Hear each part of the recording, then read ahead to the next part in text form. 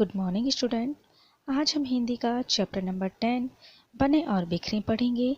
यह एक एकांकी है और इस पाठ में लेखक ने अलग अलग उदाहरण से लोगों की प्रवृत्ति को उजागर किया है। तो चलिए हम शुरू करते हैं। बने और बिखरे। गुरु और शिष्य अपने रास्ते पर चले जा रहे हैं। शिष्य का प्यास से बुरा हाल है और रास्ते में उन्हें एक व्यक्ति मिलता है।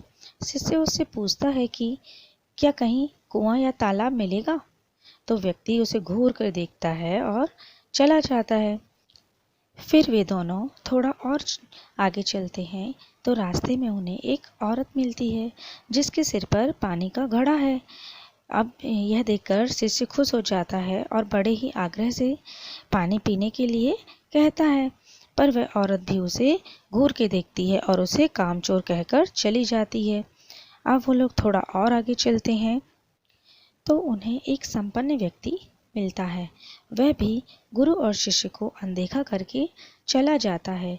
तो शिष्य अपने गुरु से कहता है कि गुरु जी, यहाँ एक दो व्यक्ति ही नहीं बल्कि पूरा गांव ही ऐसा है जो कि बहुत ही अशिष्ट और क्रूर है।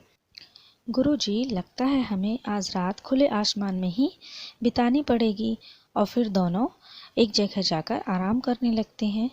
अब दूसरे दिन शिष्य सामान समेटकर पोटली बांध रहा है तो गुरुजी कहते हैं कि आओ शिष्य, चलने से पहले प्रार्थना कर लेते हैं।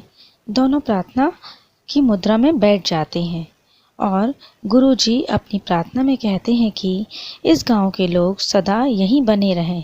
तो ये सुनकर शिष्य हैरान हो जाता है और आगे जाकर वे अन्य गांव में पहुंचते हैं जहां उनका बहुत ही मान सम्मान किया जाता है तथा उनकी पूजा की जाती है।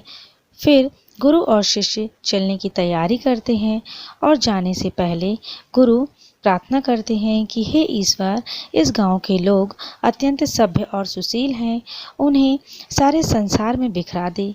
यह सुनकर शिष्य बहुत आश्चर्यचकित रह जाता है और वह गुरुजी से कहता है कि गुरुजी, मुझे क्षमा करें, पर मुझे यह समझ में नहीं आ रहा कि आपने बुरे लोगों को सदा बने रहने का आशीर्वाद दिया और अच्छे लोगों को सारे संसार में बिखरने का शाप क्यों दिया।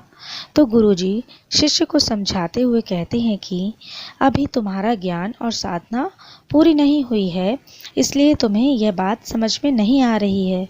मैंने उन असभ्य लोगों को एक जगह बने रहने की प्रार्थना इसलिए की कि अगर ये असभ्य लोग समाज में फैलेंगे तो अपनी कुसंस्कृति का प्रचार करेंगे और समाज को भ्रष्ट कर देंगे।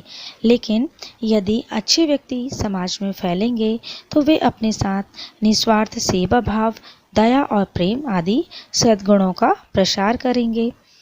इसलिए मैंने इस गांव वालों को सारे संसार में बिखरने की प्रार्थना की है।